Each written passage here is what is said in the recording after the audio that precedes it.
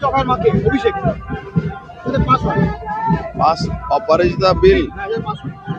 অভিষেক ব্যানার্জি এখনো শিশু আছে, ওই শিশুটাকে এখন বড় হতে দিন, তারপরে এইসব প্রশ্ন করুন। দাদা, অভিষেক ব্যানার্জি বলেছে বিজেপি লাশের উপর রাজনীতি করে। সেটা তো বাংলা মানুষ দেখেছে।